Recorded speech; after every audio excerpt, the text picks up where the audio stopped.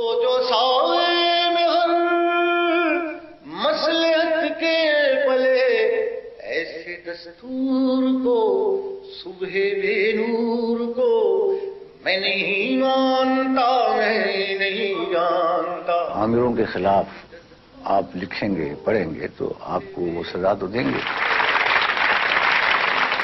ستم گری کے طویل عہد میں بھی جالب کا قلم حرص، طمع یا لالچ کا شکار ہوا، نہ ہی پرکشش عہدوں سے اس کی قیمت لگائی جا سکی۔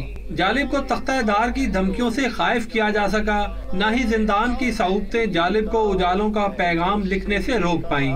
میں نے اس سے یہ کہا، یہ جو 10 کروڑ ہیں جہل کا نچوڑ ہیں، ان کی فکر سو گئی۔ جالب بھی کیا شخص تھا کہ کبھی شہر نابینا میں آئینہ سازی پر مصر، تو کبھی آمریت کے اندھیروں میں سچ کا سورج اگانے کے لیے پرعزم۔ لیکن عوامی جلسوں سے لے کر فلمی گیتوں تک جالب کا رنگ ہر جگہ ایک سا رہا۔ رقص زنجیر پہن کر بھی کیا جاتا ہے، ظلم کی بات سے لے کر جہل کی رات تک، اور سرسل کو صبا کہنے سے لے کر بندے کو خدا ماننے تک، جالب کے لبوں پر ایک بڑی سی نا کے سوا کچھ نہ تھا۔ اس کھلے جھوٹ کو، ذہن کی لوٹ کو میں نہیں مانتا، میں نہیں جانتا۔